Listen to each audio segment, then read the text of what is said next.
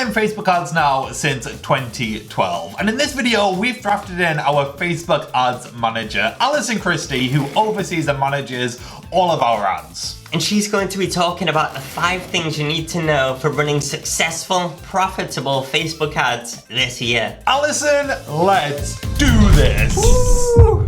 In this video, I'm sharing 5 top tips for your Facebook ad strategy in 2021. If you've run ads in the past, or if you're running them right now for your business, are you running them from a business manager within Facebook? Don't worry if you're not sure what that is, I'll explain. Now, every person with a Facebook profile has access to a personal ad account. Back in the day, all ads used to be run from personal ad accounts. Not now though. Now ads for a business should be run through a Facebook Business Manager. They keep your business and your ads separate from you as a person. If you want to check if you already have a business manager, go to business.facebook.com. If you have one, it will show up right there. If you don't, you'll be prompted to create one. So this isn't anything new, but why is it particularly important for ads in 2021? There have been a lot of changes in how data is tracked and how it's recorded within your ads. And as part of those changes, there are some important steps you need to take as an advertiser to secure your account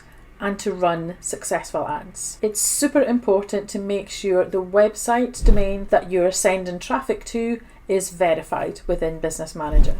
You also need your Facebook tracking pixel installed so you can track who visits your website. And in 2021, you should also install the new Conversion API so you can track the actions that people take from your ads. There are a few other little things to do as well, all within Business Manager. And the good thing is, if you are running your ads through Business Manager, there are lots of prompts and guides and flags to tell you the actions that you still need to take within your account to keep everything running as smoothly as possible. Or if that doesn't sound like your idea of fun, you can find an ads manager like me to help guide you through it all or set it up for you. Now, once you've taken all these steps, you have a business manager, you have it verified, you've installed everything and checked everything that you need to do, you've also got the best chance of being able to track as much data as you can. It also importantly helps Facebook to see you as a credible and verified advertiser, which is incredibly important in keeping your ad account running smoothly. Now, a second tip for running your Facebook ads in 2021. Get clear on how you're going to measure the success of your ads. What is a successful ad campaign going to look like? And a little hint here, success is not always about selling. In fact, most of the time, it's not about selling. Let's say your first aim in ads is to grow your audience. People aren't going to be buying from you at this stage, but you are still going to be spending money on ads. So a good example of that is people signing up to your email lists.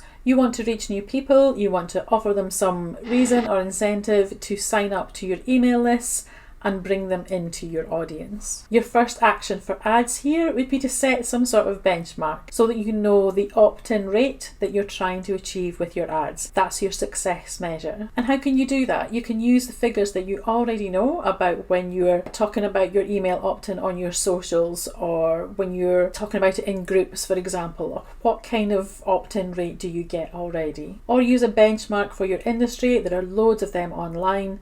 If you're brand new to building your email list. We can measure the success of these types of ads by the email opt-in rate and also the cost per sign-up. And you can decide in advance, taking everything into account, what a good email opt-in rate should be for you and how much you think you should be paying per sign-up. Now, you want to get good quality sign-ups, so of course you need to think in advance as well about how much an email subscriber is worth to your business in the long run. The good thing is you will always have figures and stats to look back on from any ad campaign. You don't get that same sort of feedback if you take out an ad in a magazine or print out some flyers. That's why paying attention to how you're going to measure your success is really important in ads. The stats tell you where your money has gone and which ads performed best, all of which gives you signals about what to improve on in your next campaign. So this is usually the point people get to in ads where they decide that they're just not working for them. But actually, this is just your baseline. You take the good results or the best results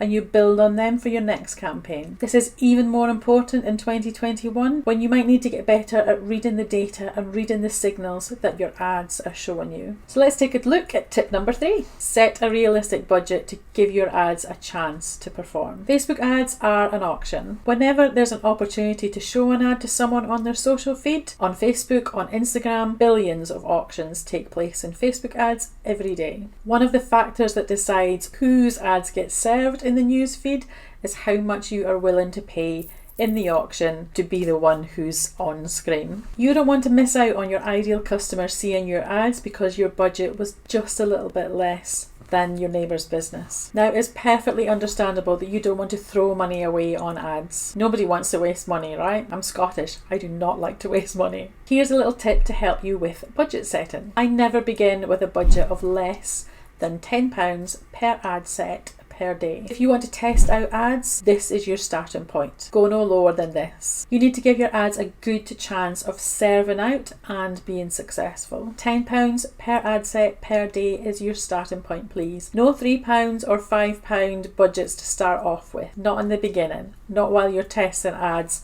and trying to find out what works. Now, when you hear about businesses or marketers getting super cheap results in their ads, I have no doubt that that is true, but they most likely also have a budget of £500, £5,000, £50,000 per day to use. So they're winning a lot of auctions, right? Starting with £10 a day at the very least gives the algorithm enough budget to learn who responds to your ads and to then find you more people like them. Lots of businesses are trying to get their ads in front of the same person. You just won't win those auctions or gain quality leads if your budget is too low. Quality leads are the ones most likely to take the action you're looking for, signing up to your email list, for example. Start with a budget that gives you the best chance of reaching your audience. Now let's talk about audiences a little more in our next tip. You can create lots of audiences who will see your Facebook or Instagram ads, and you can also create places where you want your ads to be served, to just Facebook, just Instagram, for example. But before you get too carried away, remember your budget, and each audience will require a new ad set, and we want to have a budget of £10 per day per ad set. So prioritise your audiences. Use what you already know works well in your business. Do people convert more from your website, or do they respond more through your Instagram or your Facebook page, etc. Now, thinking about email lists, where do people take the most action just now? Is that when you post about something on your socials, on Facebook or Instagram, or is it when people land on a landing page and sign up from there? Be your own detective and keep an eye on what works best in your own business, and look at the stats, your Google Analytics, etc., and get a really good feel for where your traffic is coming from. Use what you know to help decide which audiences are your best bet to start with, especially if your budget is limited. And that leads us nicely on to tip number 5. In 2021 especially, it doesn't work well when your audience is so defined that Facebook is literally looking for one fish in a sea of 1 million. Give the algorithm some space to find the people for you. Add the basic demographics that are essential for your audience. So perhaps location is a restriction that you need to stick to, or age groups, for example. Then give Facebook some more signals if you really need to, but generally the bigger and broader your audience, the better it should perform for you, because there are more people within that audience for Facebook to reach. So don't be scared if your audience size is 2 million and your budget is £10 per day. Remember, not everyone who has visited your website, for example, can be tracked in 2021. So you might only reach 1% of your audience in any given day. That depends on so many things. It depends when your audience is online, for example, whether your audience members allow tracking on their mobile and they mostly scroll Facebook and Instagram on mobile. And it also depends, of course, on the ad auctions that you're winning. Don't assume that a large audience means that your ads will reach all of that audience. And finally, remember that the success in Facebook ads comes down to testing. Get some results, use those as your benchmark, keep testing and trying to improve on those. I hope this has been helpful. Let me know in the comments below, and thank you for watching.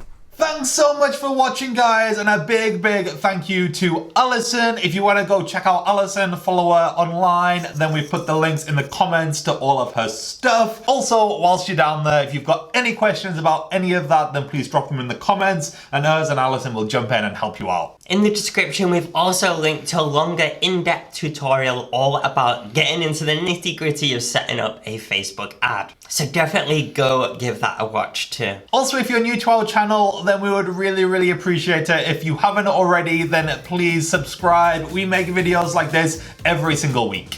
Yes, I've been Pete, he's been Andrew, and I said that the wrong way around. Yes, he did. See you next week.